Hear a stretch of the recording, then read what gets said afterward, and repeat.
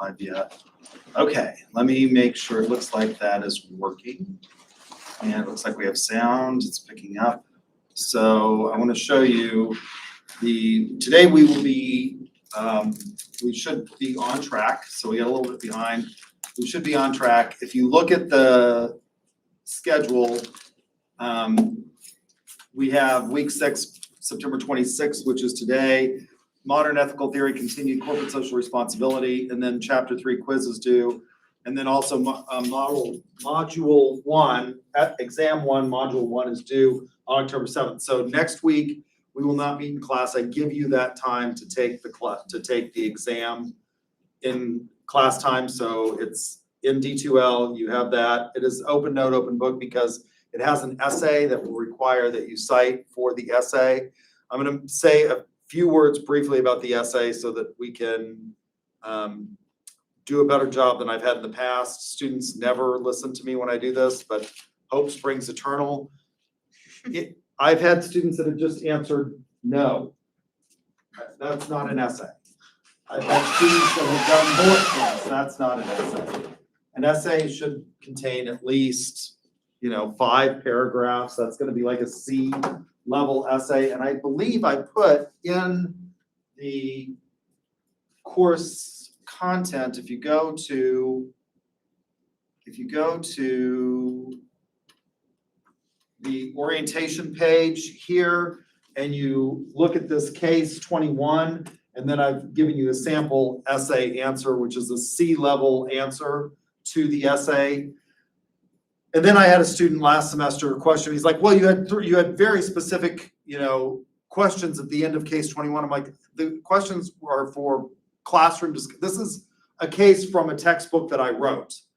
And the questions at the end are about using it for a classroom discussion. So, introduction with thesis, substantive points, and then a well-rounded conclusion. That's going to be a C level answer. What would be a B or an A level answer? You have a thesis statement, you have substantive points, but then you do a compare and contrast. I'm going to use you have to use a valid ethical theory. The valid ethical theories are duty ethics, utilitarianism. So duty ethics is also called deontological ethics. Utilitarianism is also called teleological ethics. Virtue ethics or a moral minimum are the valid ethical theories. And there's in these PowerPoints, there's what constitutes a valid theory versus an invalid theory. We talked a little bit about this when I talked about logic and critical thinking, right? Invalid theories are psychological egoism, subjectivism, cultural relativism. Those are attractive, not valid. You use those, you automatically can't get a passing grade on the essay. Now you can get close, but you can't get a passing grade if you use an invalid theory. You can get close, but you can't get a passing grade on the essay. Now, that doesn't mean you won't pass the exam because the exam has 2 parts. There is an objective part that requires, and again, it's open note, open book because the questions are not like just identifying terms. They are asking you to go beyond understanding just terms to being able to apply. And so you may have to look things up for those.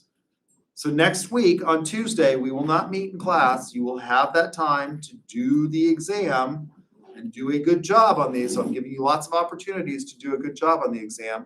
But look at this sample essay so that you can get an idea of what it is that you should be doing. All right, so the exam, talked about that. We won't have class next Tuesday. If that upsets you because you won't have the pleasure of my company because you're supposed to be doing the exam, working on the exam, and it should take you more than a class period to do that. If that upsets you, you let me know, you give me a call, and I will be happy to talk to you calmly and softly, about marketing ethics and its application in the real world. I'm happy to do that anytime. Just give me a call. I'll talk to you. It'll probably be like an ASMR video. It'll put you to sleep, but whatever. All right, so we're going to finish up today talking about modern ethical theory. We are going to move into corporate social responsibility, and then we should be on schedule. I've gotten us caught up. Isn't that amazing? Yep. All right, so how many of you have seen, I think it's a Netflix series called Conch on Earth. Anybody seen this? No. All right, it's absolutely hysterical. It's this woman, and they don't tell these people, it's a mockumentary, so it's not a documentary, it's a mockumentary. And she basically interviews these experts about the history of the human race, and she's a blithering idiot. And so she asks really interesting questions like, why did they call it the Dockages? And the scholar's like, the what? She's like, the Dockages. And she's like, do you mean the Dark Ages? An antiquated term for what we generally refer to as the early medieval period. And she's like, oh, is that how you pronounce it? Yes, it's Dark Ages. So it's funny. The reason I bring this up is because we're moving beyond Plato and Aristotle today, and we could talk about other thinkers that emerged during the medieval period, like Saint Augustine, who uses Platonic thought in order to combine a marriage of Christian theology with ancient philosophy. What happens is during this period of time, and the reason it's called the Dark Ages is we start in the Dark Ages with the fall of the Roman Empire. And a lot of knowledge as a result of that is lost. And there's this idea that there's a loss of not only knowledge, but arts and sciences and things like that. That's actually not true. And that's the reason that modern scholars generally don't refer to that period as the Dark Ages anymore. The Dark Ages was really started by Plutarch, and it implies that there was a period before that was light. And that was a period of classical antiquity when we had this development. And during the medieval period, the early medieval period, from the 4th century or the 5th century, depending on which scholar you listen to or read, lost a lot of the works of Aristotle and Plato. They were maintained, by the way, by the Arab culture in the East. And that's how we rediscovered them during the modern period. So if I asked you, when does modernity begin? So we have classical antiquity, the beginning of history, this awakening and the development of philosophy, this movement away from answering these questions of knowledge, conduct, and governance by using a mythology to using rational thought and philosophy. Then we have the sack of Rome. And what happens is, again, historians would be horrified by my oversimplification of this. What happens is that the Roman Empire is based on a pagan pantheon of gods that has corresponded to the Greeks. So in the Greek pantheon of gods, the king of the gods is Zeus. And I talked about this, that, the gods were not somebody that you wanted to upset. But how did Zeus become king of the gods? Well, he kills his father and becomes king of the gods. That's the Olympians. He kills the Titans, and the Olympians come to prominence, right? So gods can die. This is not terribly satisfying in terms of you're not turning to these people for the ultimate questions of life. What is the meaning of life? These questions of knowledge, conduct, and governance. And so philosophy is born. The Romans adopt a lot of those gods. And then Rome is sort of split. The empire splits, and there is this offshoot of Judaism that is coming into its own, but it is a disfavored religion. The Romans had a tendency to conquer people and allow them to keep their own religion. Although, there were obviously persecutions based on sort of local customs and things like that. But there's this small offshoot of Judaism that is the birth of Christianity. The Roman Empire and Rome are sacked, and the empire is split, and the Emperor Constantine gets a sign that in this symbol he shall conquer and reestablish the Roman Empire. And that sign is, he sees a vision of a cross. And so he converts to Christianity, and now it goes from being this splinter offshoot religion of Judaism to being the official religion of the Roman Empire. Well, early Christianity was a pacifist religion. And so as the Roman Empire begins to crumble, people begin to question, before we had the strength and we had this empire, and now it's those people that are causing all these problems. And a remarkable character comes to the fore to defend Christianity and the ability to fight in what's called a just war. And his name is Augustine of Hippo, I believe. He's a pagan, his mother's a Christian, he converts to Christianity, and he becomes an archbishop, and he writes a book called The City of God. And in this, he marries, again, classical sort of philosophy with Christian theology, and comes up with this idea of the just war, which allows Christians to fight on behalf of the Roman Empire. So then this period of the medieval times, or the Dark Ages, as some people have called it, or the early medieval period occurs. So then, if I asked you, when does modernity begin? If you had to guess, when do we start the modern era? So the medieval period, or the Dark Ages, run from roughly the 5th century to about the 14th century. So when does modernity then begin?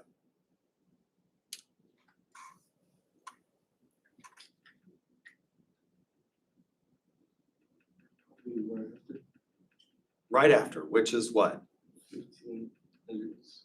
The 15th century, the Quattrocento.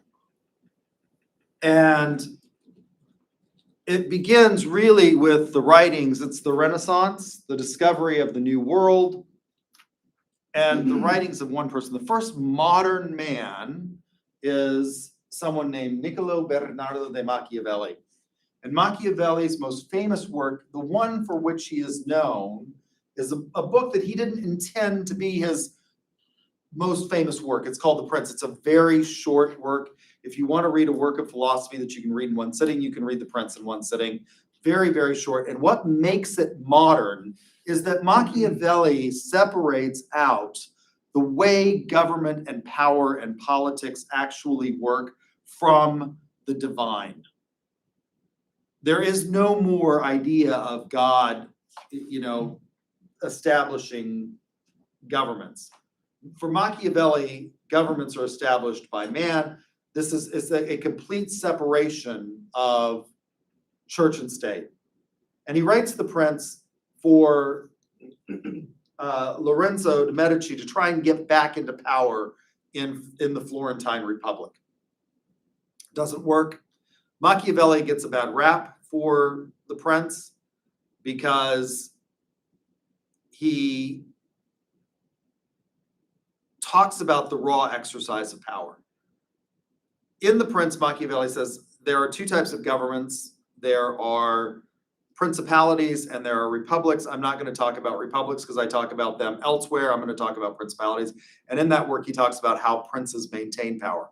And it depends on how you come to power. If you are a prince that's born into power versus a prince who takes over a region and has to try and maintain power. So it's this raw exercise of power, and that's what leads to the modern era.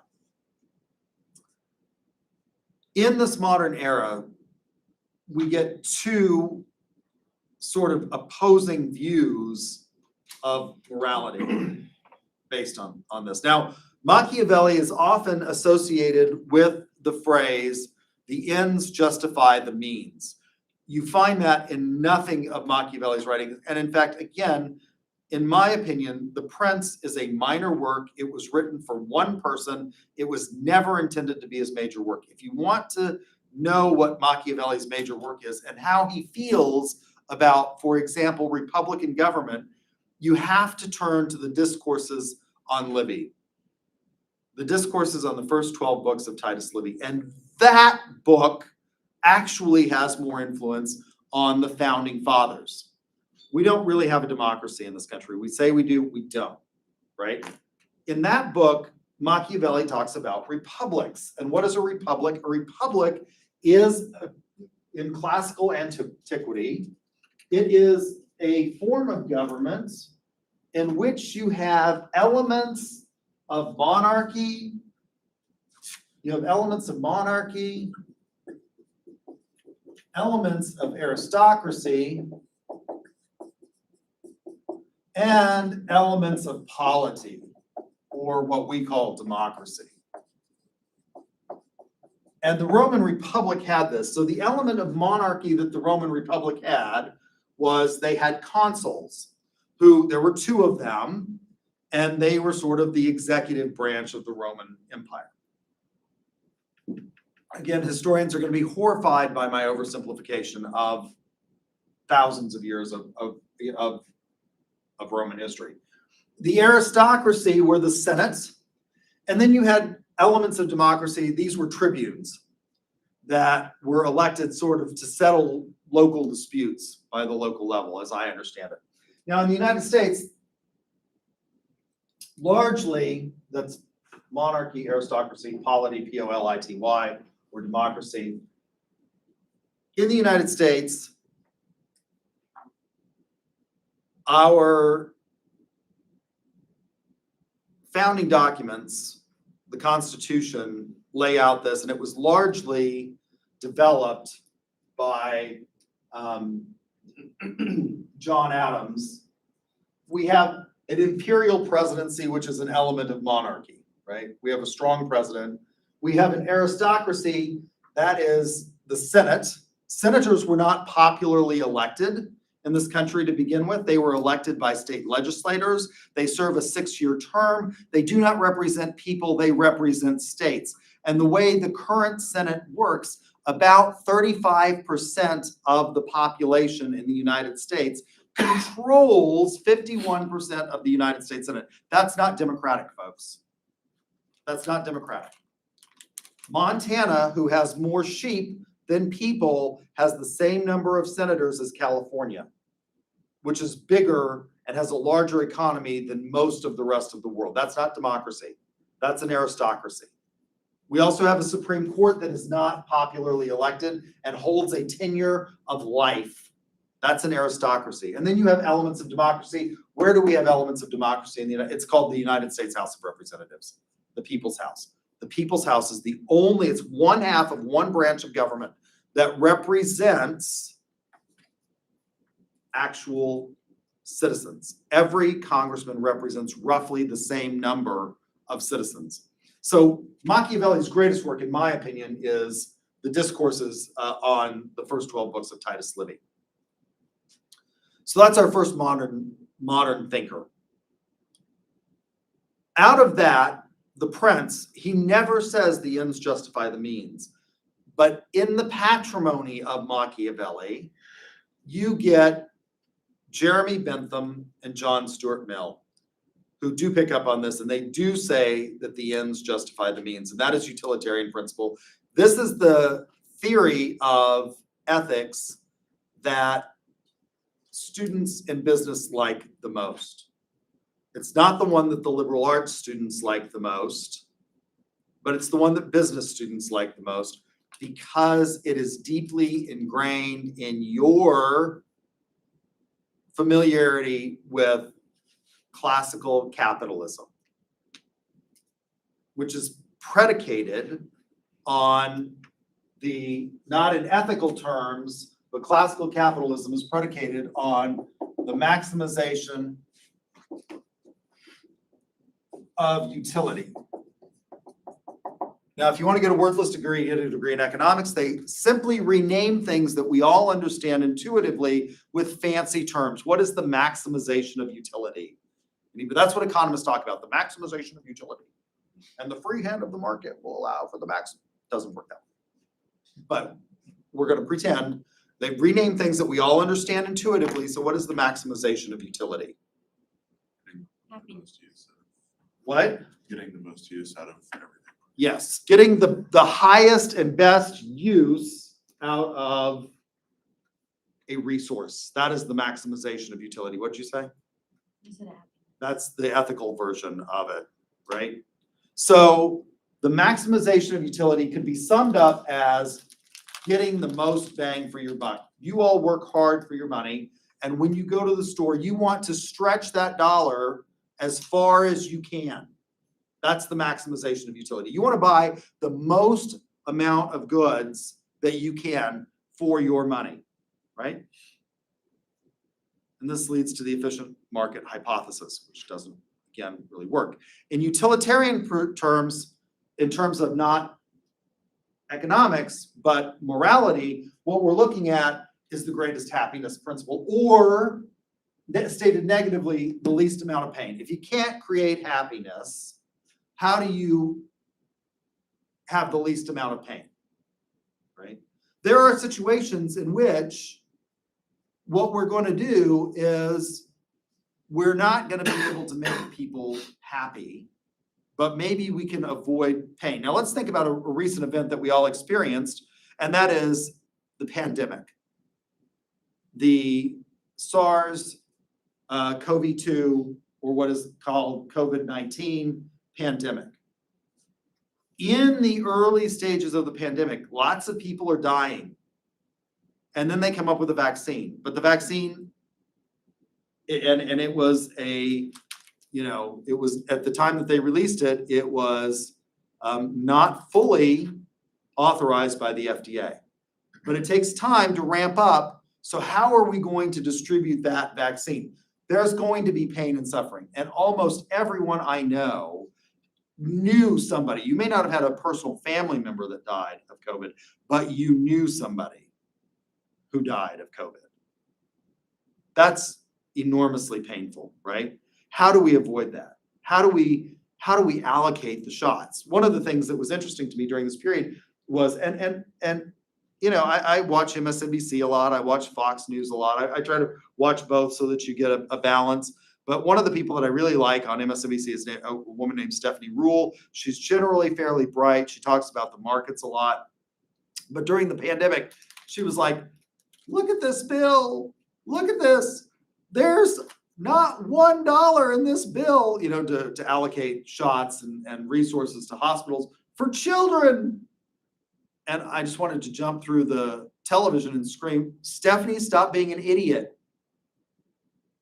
First of all, it wasn't authorized for children, the vaccine was. And second, what we knew at the time, the best science at the time, was that children didn't suffer from that changed, right? And we got this, but the people it was killing was the elderly at that time, which then the next day she's on, it's killing the greatest generation. And again, I wanted to, she's crying and I wanted to, and I'm like, the greatest generation is lucky to make it to lunch. When we talk about the greatest generation, we're talking about World War II era people. Those people are approaching 100 now. If they make it, to lunch in a day, that's a good day. I know I sound cruel. I don't mean to be insensitive, but when you're faced with a global pandemic, now how are we going to allocate these resources? Are you going to, given the fact that people are dying, are you going to allocate it to children who it doesn't seem to affect? At that point in time, now again, science progresses. This is the way science works. We take new information and we deal with it. And it turns out that some children did have really bad effects from long-term COVID. But based on the science in the early times when Stephanie was talking about, there's not a dime for children's hospitals in the bill. And then the next day, the greatest generation is dying. Literally, folks, I don't mean to be cruel, but if you have an outbreak of C. diff in a nursing home, people die in huge numbers of, I mean, like, we have extended life. When I was a kid growing up, there were usually in a week or two period, there was this guy who was on, I think it was the Today Show, it may have been one of the others, I don't remember. That did, like, he would wish a happy birthday to everybody who turned 100. And when I was a little kid, there were weeks where they didn't have that segment on. It was sponsored by Smucker's jelly, as I recall. And there were weeks that we didn't have that. They don't do that segment anymore because literally there are so many people that are living to 100 now. The number of people, it's not an unusual occurrence for people to live to 100. But at some point, we are not going to make it. We're not getting out of this world alive. So given this, how do we allocate these resources? Not going to create a lot of happiness in the middle of a pandemic. But how do we preserve people that we can preserve? And the allocation of those resources, how are we going to allocate those shots to people that are still productive and are still contributing to society? And that is a calculus that is hard to do. It is very hard to do. So actions are ethical based on the results that they produce in utilitarian ethics. Now, what's wrong with this? Well, the problem with this is that, why is it still playing? I hit pause. They don't allow for exceptions, so they're valid, but that doesn't mean it's.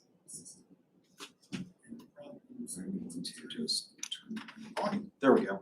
It'll probably go through the thing. The problem is how do you calculate happiness in these situations? Given, if in my example of the pandemic, how do we calculate? Is my life, and people do this. This is a job called actuarial science. So there are these people called actuaries that do this, that will tell you things. It's creepy, really creepy, but they will tell you, for example, that right now, my life is more valuable than yours. Why is that? Well, you don't have a degree. I have 4. I have a JD and a PhD. I make a lot of money. And they're gonna, now, those of you that are going into sales, here's my shameless pitch for our sales program. Those of you that are going into sales, most of my students that graduate with a sales degree in 1 or 2 years make a lot more money than I do. And your life at that point will be more valuable than mine, according to an actuary. So values based on net worth? Well, that's the way we objectively value it, right? Now, it's creepy. Again, this is really, really creepy to think about. But we do. We have to. When somebody runs over you in a car and you're dead, we have to assign a value to that at law, right? I mean, there has to be, we cannot bring you back to life. So we're going to compensate your family, and it's never going to be whole, but we have to find some, and it's creepy to think about this. In an extreme example, one of the things that they did on CNN on Etocracy a number of years ago was they did this special called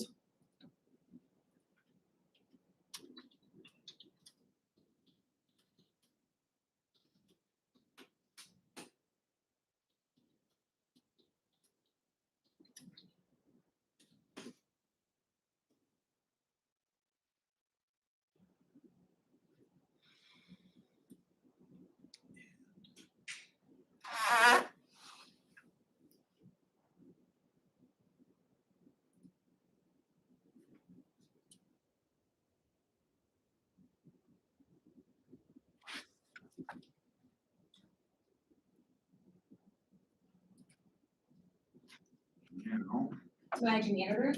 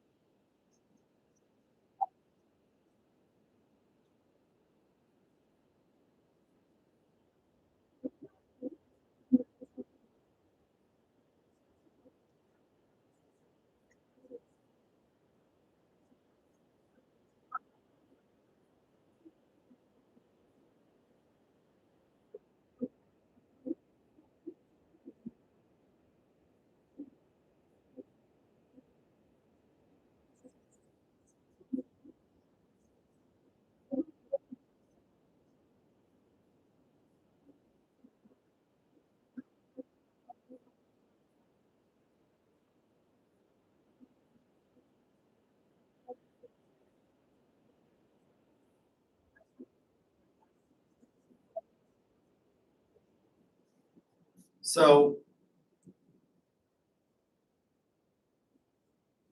a lot of people don't realize this, that a very small percentage of the population is enslaved to produce the vast majority of the world's chocolate. This is still occurring today. Aren't we all happier?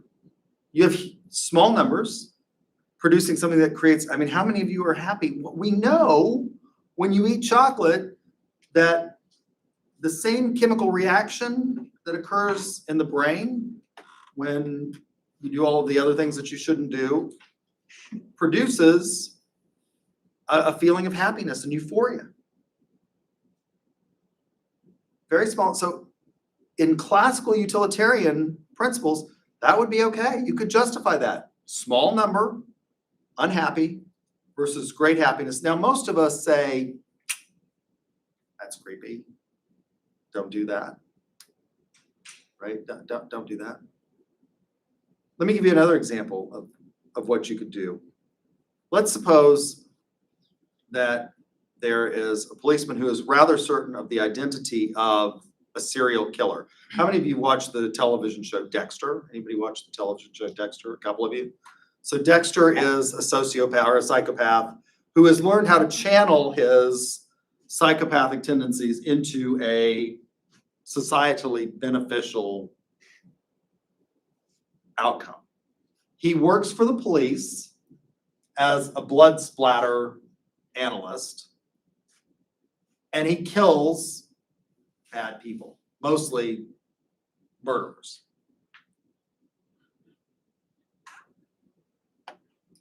From a purely utilitarian or classical utilitarian standpoint, that's justifiable. We generally say, no, don't do that. So there are two forms of utilitarianism. The first form and the oldest is what we call act utilitarianism. what this requires is that in every situation, so the oldest form is act utilitarian. It requires that you do the calculus. Every time you have an interaction with somebody else, you have to do the calculus and try to produce the greatest happiness for the most number of people. Not the greatest happiness for yourself, but the greatest happiness for the most number of people. Now, this becomes enormously complex. So in order to try and deal with this problem, and in order to deal with the problems with, like this is creepy, enslaving people, even for, a greater societal benefit, that's creepy. Well, we come up with a second form of utilitarianism called rule utility, which attempts to fix this by saying, look, we're going to come up with rules that may not produce the greatest happiness in the specific instance, but in the aggregate. In other words, over the course of human history, these rules will produce the greatest amount of happiness. So it says things like, we can come up with a rule that says, even though you've got this police officer or you've got this person who works for the police like Dexter, who knows the identity of a serial killer, and if you arrest that serial killer, they may get off because there's only circumstantial evidence. You're going to have a trial. They're going to be appointed a lawyer, because once you go into prison, and generally speaking, once you're accused of murder in the first degree, we don't let you back out. So that means you're not working, and that means that you're probably not producing an income, which means you're going to be poor, and you're going to be entitled to, under the United States Constitution, representation by counsel paid for by the state. This comes about as a result of a court case called Gideon versus Wainwright.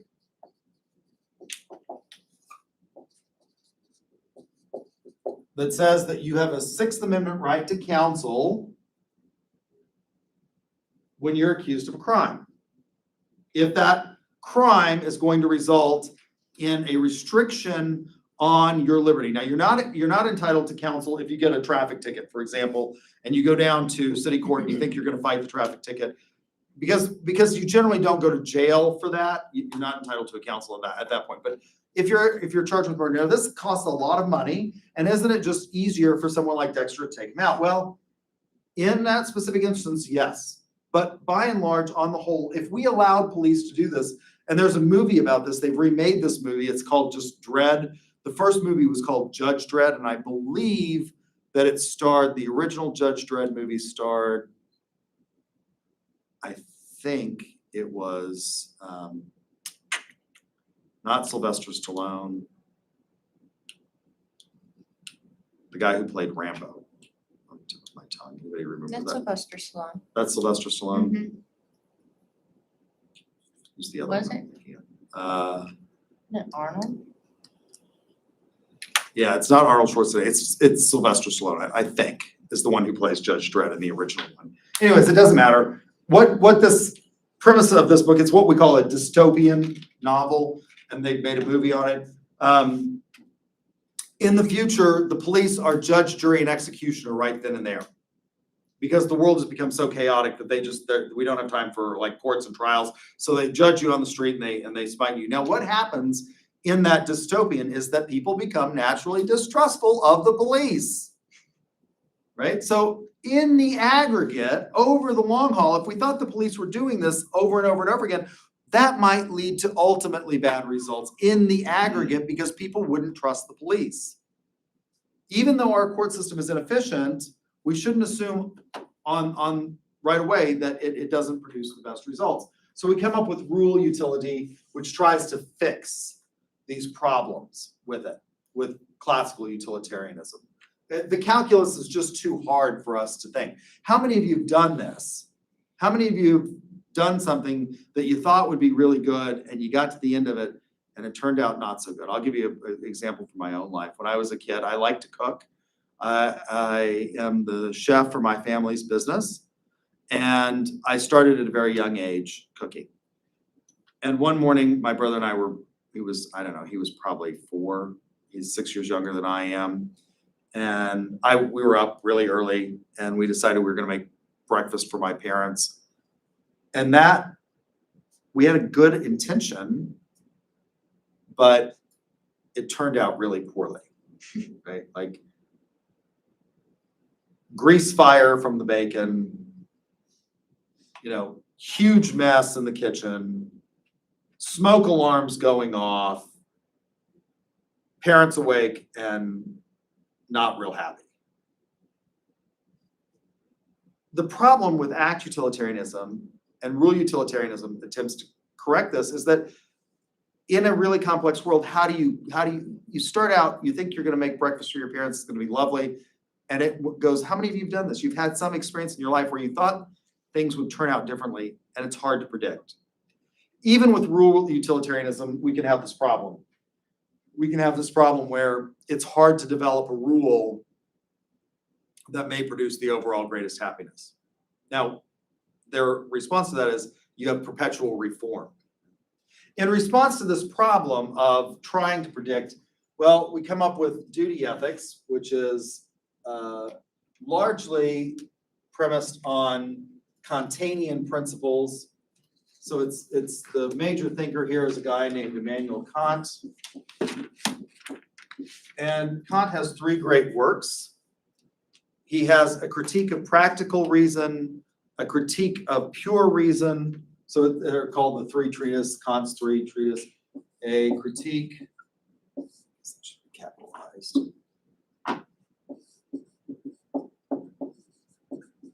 Of practical reason, a critique of pure reason, and the metaphysics of morals. So Kant says we can't base morality on results because bad results oftentimes happen. What we need to do is we need to discern ethical duties, and this is, so it becomes called duty ethics a priori, which I've used this term before. It means by the rational mind. We need to discern ethical duties a priori, just like Pythagoras found out that if you have a rectilinear triangle, and my drawing is really bad, 3, 4, this side has to be 5, right? Didn't do that by drawing triangles on papyrus or in the dirt or whatever. You can see that with the mind's eye. Kant says we need to do the same thing. Because this problem with utilitarianism is that, you know, it's hard to predict these results. So we come up with duty ethics or deontological ethics. And Trying to determine.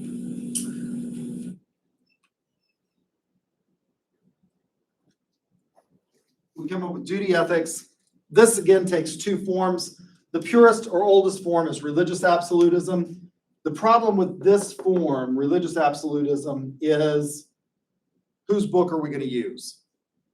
Even in the United States, if we accepted that we're a Christian nation and we should base our ethics on biblical principles, whose version of the Bible are we going to use? I've said this before. There are differences between the Catholic version of the Bible and the Protestant version of the Bible. There are differences between the King James, which is a Protestant Bible, and the New International Version of the NIV Bible, right?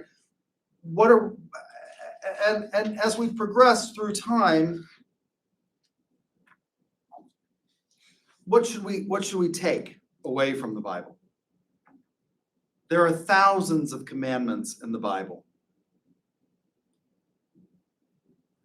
Lots of people want us to base our laws on the Bible, and for a long time we did. Leviticus 18:20 says, if a man lies with another man as with a woman, they have both committed an abomination, their blood should be upon them. Seems pretty clear. But when we look at the Bible, that is part of what's called the Holiness Code. And in the words of Archbishop Desmond Tutu, the Bible is the Word of God through the words of man speaking in the idiom of his time. And the richness of the Bible comes from the fact that we don't take it as literally so. So what is this part of this holiness code? Well, if we look at Leviticus, just a few verses above and below 18:20, we find that abomination is also used to address planting this two different crops in the same field. It's an abomination to wear linen and wool together. It's an abomination to eat a shrimp. So you can see how this is going to be problematic, right? For a long time, in 1986, in a case called Bowers versus Hardwick, the Chief Justice of the United States Supreme Court said that the criminalization of homosexual sodomy was perfectly acceptable because it went with 5,000 years of biblical tradition. Most legal scholars were horrified at that because we have something called the separation of church and state in this country, as evidenced by the First Amendment to the United States Constitution.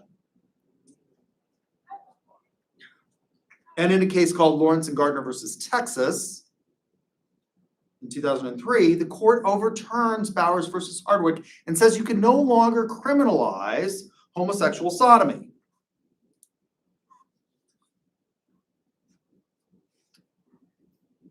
Then in the Obergefell decision, the Supreme Court legalizes same-sex marriage. So you can see what the problem is with religious absolutism. How are we going to interpret this book? In Leviticus, it also says that we should stone incorrigible children. Anybody up for that? I am. You are? Yeah, I'm not sure what incorrigible means, but You're all up for throwing stoning. some rocks at kids. Okay, all That'd be right. kind I of fun. don't think we should do that. Maybe we should not do that. So Kant comes up with a second version of duty ethics called rational absolutism. What is the major principle here? Well, it's that you should act in such a way as to be able to wish that your action become a universal maxim of the law. Well, you can't start to recite the categorical imperative and not begin to, if you've had a glass of wine or two, begin to laugh, because what does that mean? Always treat a rational being, that's another human being, as a means and never as a means to an end. Well, what does that mean? Never lie. Never lie? I can tell you that my adherence to this principle is the reason that I'm divorced.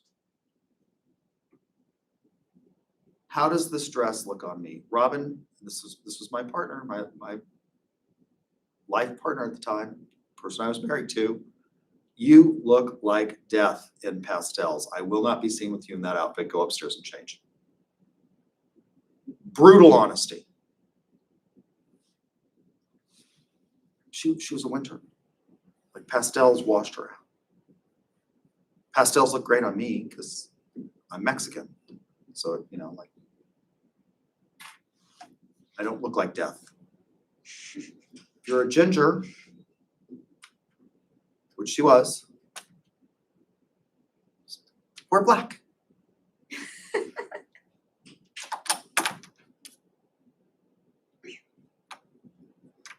Never lie. What about in business? There's a rather old movie called Pretty Woman. Some of you have seen it, I'm sure.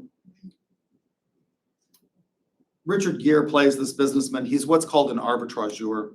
He buys businesses, breaks them up, and sells them for more than, the parts are worth more than the whole. There's an old saying that says, give a man a fish, you teach him, you feed him for a day. Teach a man to fish, you feed him for a lifetime. Teach a man to arbitrage, and you will feed him and his family for generations to come. So in this movie, he meets this prostitute played by Julia Roberts, and she says, what are you doing? He says, well, I make money. But you don't build anything. He comes to this realization. He lies to this company that he's taking over, this guy. He lies about his ability to influence the United States Congress to hold up contracts that this shipbuilding company has with the Navy. And at the end, he sort of realizes his folly. He decides he's going to help this guy and build big ships and help him, continue his company. And the guy, this older guy, says, but what about my contracts with the Navy? And Richard Gere says, well, they were just delayed. They weren't really dead. And he says, you mean you were bluffing? And he says, yep. And he said, well, you're very good at it. And Richard Gere says, well, that's what I do. So never lie in business. Should we never lie? Is it acceptable to bluff in business? A lot of people would say yes. So what are we left with? Well, I think what you have is you have a moral minimum. So the problems with duty ethics are that it may lead to really harsh results. And if we ask Kant, for example, why you could never lie, I think he would say ultimately, if we thought everybody was lying, there's a movie with Ricky Gervais called The Invention of Lying. Have any of you seen that? It's a movie where he is the first person to tell a lie. Everybody's got brutal honesty. You should watch the movie. It's kind of like me. He said people say the quiet part out loud, like he's going on a date with this woman, and her mother calls, and she said, the mother says, like, "Are you going to have sex with your date?" She's like, "Oh no, probably not. He's dumpy." And he tells a lie, and he gets away with it, and he invents lying. The other problem with duty ethics is not only so if we the reason I think Kant would say we can't lie is that ultimately, if everybody were lying, and this becomes a problem in the invention of lying, nobody would trust anybody and we couldn't build a society. So isn't that a backdoor way of saying that results do matter? It also provides no guidance with how to deal with conflicting duties. One duty that you could ascertain from the categorical imperative is do no harm. The Nazis are at the door. Where are the Jews? You have a duty to do no harm, but you have a duty to not lie. What do?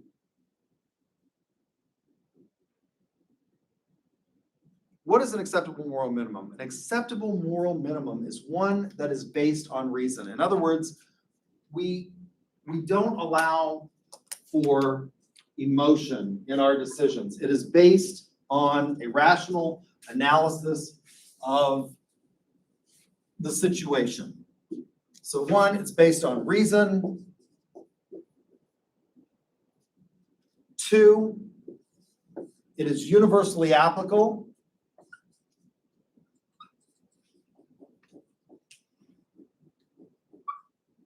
And three, it allows for no exceptions.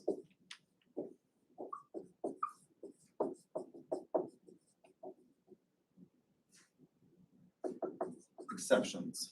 That's what makes it a valid theory. So what can you do? Well, you can have a theory, and I think that virtue ethics does this, by the way. I think virtue ethics is a nice middle ground between these two extremes of duty and utility. Because the person who has virtue knows when to keep silent, when to not talk. It's through habituation. This does lead us to the challenges to philosophical ethics. There are three, and they are predicated on postmodern thought. So what is postmodernity? I told you the modern era begins in the Quattrocento with the thinking of Niccolo Bernardo Machiavelli. Where does postmodern thought begin? Well, it begins with a guy named Friedrich Nietzsche. Nietzsche is famous for the phrase, "God is dead and we've killed him." I think Nietzsche again gets a bad rap, like Machiavelli gets a bad rap. What you get is this spinning of doubt. And Nietzsche basically says there is no objective truth in his book, Thus Spoke Zarathustra. So you get these three challenges to ethics. They are called subjectivism, which is the self is all one knows. Cultural relativism. And psychological egoism.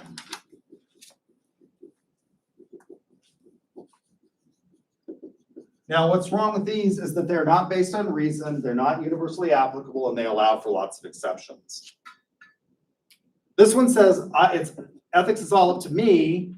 This one says it's not up to me, but it's up to my culture.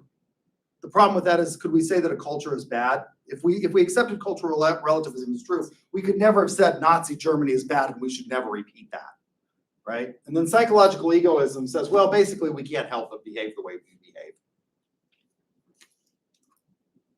These are all problematic. So don't base your analysis on one of these three.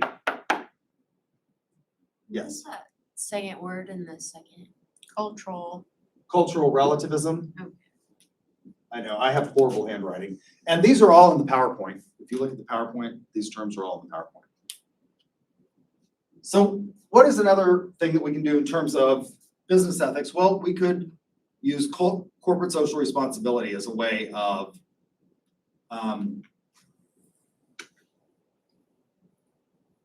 addressing these problems. What is corporate social responsibility? Well, the classical model of CSR is rooted in economic theory, the free market. A guy named Milton Friedman says that basically businesses have no ethical obligation other than to make money. The problem with this, and it's grounded in a theory of property rights. And we like property in the United States because we all like stuff.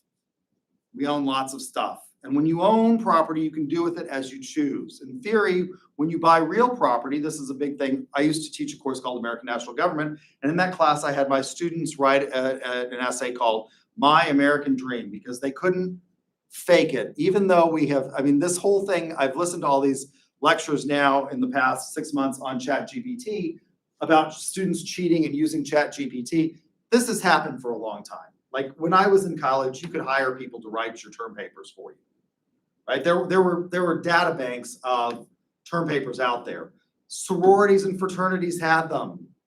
You know, they would, or you'd hire somebody to write, you know, a ghostwriter basically to do this. This is not new. This is not new that students cheat, which is one of the reasons why I do this different testing method than other people, in that I try to engage you in critical thinking. I don't care if you look up resources, because nobody ever said to me as a lawyer, I want an answer to this question, and don't go look at those books on your bookshelf, or don't get on LexisNexis and try and find the answer. That's stupid.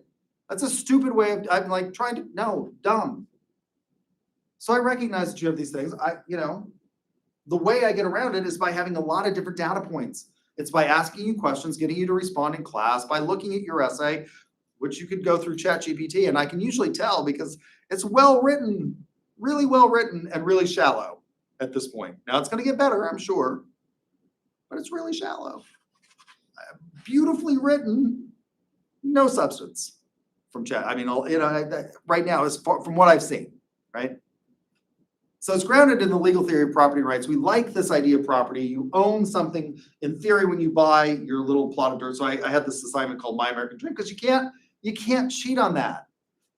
Everybody's got a different American dream. What's the sort of model of the American dream? Well, it's that I want to get married, I want to have kids, I want to buy a house. That's it. That's the foundation of it largely, is I want to buy a house.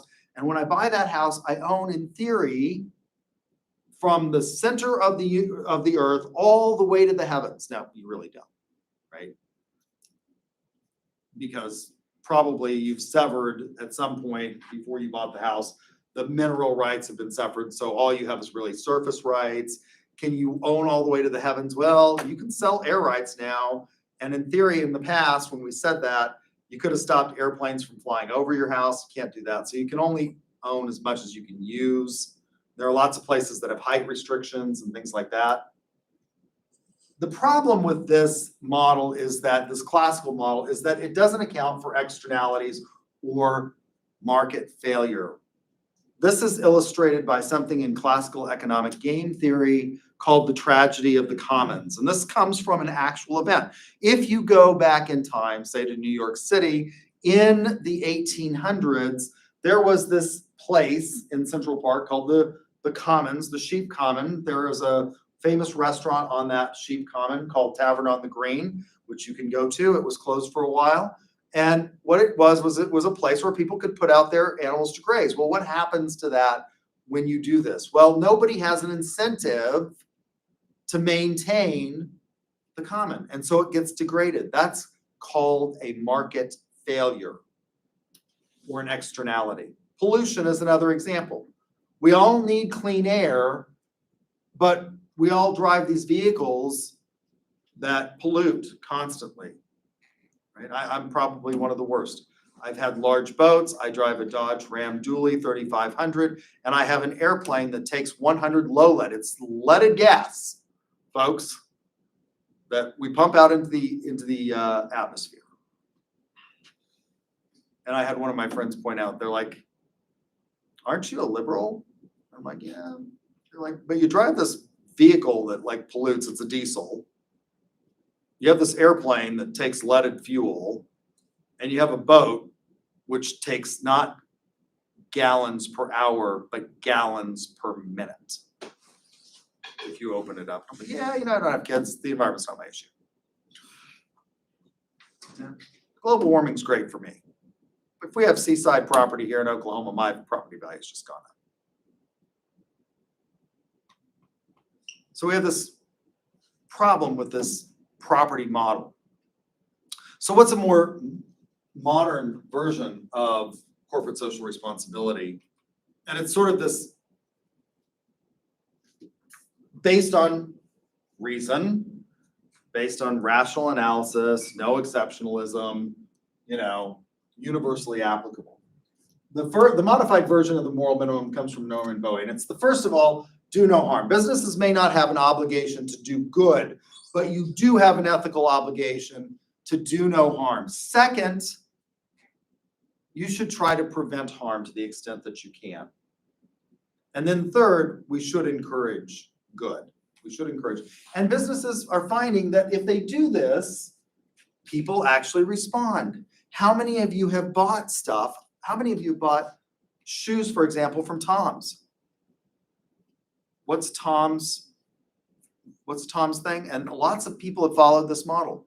It's like every time you buy a pair, they They send sell, a pair. right, that's it. It's one for one. You buy a pair, they donate a pair. Bomba Socks is doing this now, right? You buy a pair, they donate a pair to homeless shelters.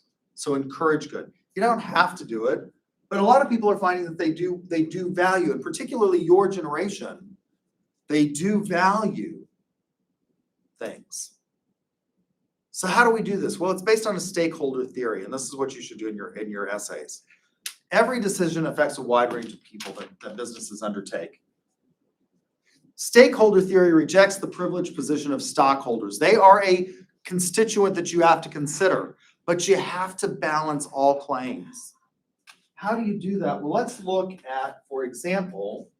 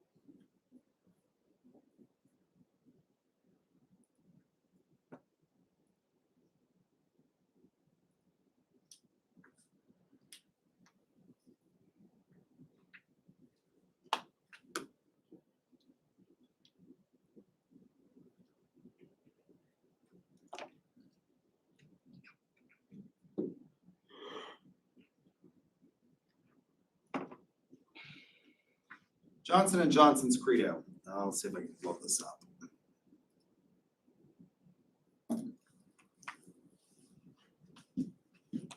We believe our responsibility is to the doctors, nurses, and patients, to the mothers and fathers, and all others who use our products and services. In meeting their needs, everything we do must be of the highest quality. We must constantly strive to reduce our costs in order to maintain reasonable prices. Customers' orders must be serviced promptly and accurately. Our suppliers and distributors must have an opportunity to make a fair profit. So it's also recognizing not just their own business, but other people's businesses. We're responsible to the employees, the men and women who work with us throughout the world. Everyone must be considered as an individual. We must respect their dignity and recognize their merit. They must have a sense of security in their jobs. Compensation must be fair and adequate, working conditions clean, orderly, and safe. We must be mindful of the ways to help our employees fulfill their family responsibilities. Employees must feel free to make suggestions and complaints. There must be equal opportunity of employment, development, and advancement for those qualified. We must provide competent management, and their actions must be just and ethical. We are responsible to the communities in which we live and work, and the world community as well. We must be good citizens and support good works and charities and bear our fair share of taxes. We must engage in civic improvements and better health and education. We must maintain in good order the property we are privileged to use, protecting the environment and natural resources. Our final responsibility is to our stockholders. Businesses must make a sound profit. We must experiment with new ideas. Research must be carried out, innovative programs developed, and mistakes paid for. New equipment must be purchased, new facilities provided, and new products launched. Reserves must be created to provide for adverse times. And when we operate according to these principles, the stockholders should realize a fair rate of return. Notice that the stockholders are at the end. Johnson & Johnson has had a good history. Now, in recent times, they've had some problems with that history. But if you look at their handling of the Tylenol crisis, for example, they did a good job. And fundamentally, I think they will return to these values. So this is a way that we can engage in corporate social responsibility. And we find that when businesses do this, people want to do business with them. That it turns out better for them. Benjamin Franklin said, honesty is the best policy. We focus on the word honesty. He focused on the word policy. It pays good dividends. If you lie to and mislead people, you may get them to buy your product once. They will not buy it again in the future. Any questions? All right, so next Tuesday, you have class time to do what? Exam. Do the exam. If you feel cheated because you just miss my effervescent personality, you give me a call. I'll FaceTime with you. We can Zoom, whatever. All right, you got, yes. Is there like a study guide for this sort, or we just go back to the? No, there's no study guide. It's open note, open book. You can use Dr. Google. Okay. Okay, so if you got ducks, come and see me.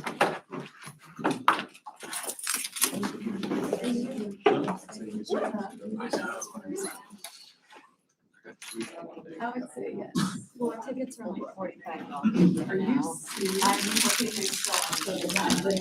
But it's single tickets. You have to go by yourself. Oh my gosh. I already bought one for the one. I would go by myself. Where are you gonna be at? I went to a front row concert by myself. I would do that. Our band? No, it's literally like they're Jonas Brothers.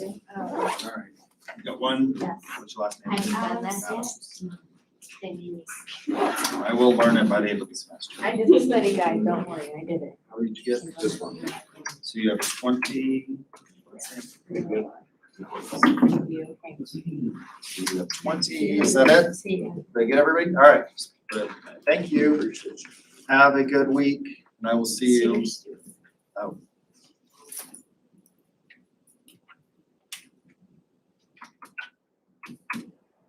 Got it. Thank you.